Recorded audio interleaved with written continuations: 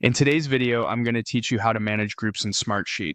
Groups make it easy to share sheets, reports, and dashboards with the right people all at once, and to keep access up to date as teams change.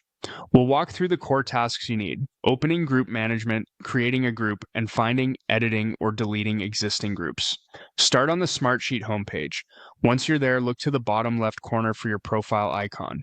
Click it, then choose Group Management from the menu. A new window opens with the Groups page. This is your hub for everything related to groups. At the top, you'll see a search field. Use this to quickly find an existing group by name. This is helpful when your organization has many groups and you need to confirm membership or make a quick change. To create a new group, select Create Group. Give the group a clear, recognizable name so others can find it later. Adding a short description is optional but highly recommended. It helps explain the group's purpose or the type of access it should have. For example, note the team, function, or project the group is tied to. Next, choose Add Members. Begin typing to search for people in your organization and select the correct entries as they appear. You can add as many members as you need right now, and you can always return to adjust membership later if your roster changes. When everything looks good, click Create to finish. Your new group is now ready to use when you share content or assign permissions in Smartsheet. Using groups instead of adding individuals one by one will save you time and reduce mistakes.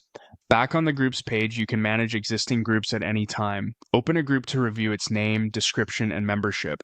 Make edits to keep the group accurate as projects evolve, or remove members who no longer need access. If a group has outlived its purpose, you can delete it from this same area. Be thoughtful when deleting. Once removed, you'll need to reshare content with another group or the right individuals to maintain access. A few quick tips before we wrap up. Use consistent naming so groups are easy to recognize, keep descriptions current, and lean on the search bar whenever you're unsure whether a group already exists.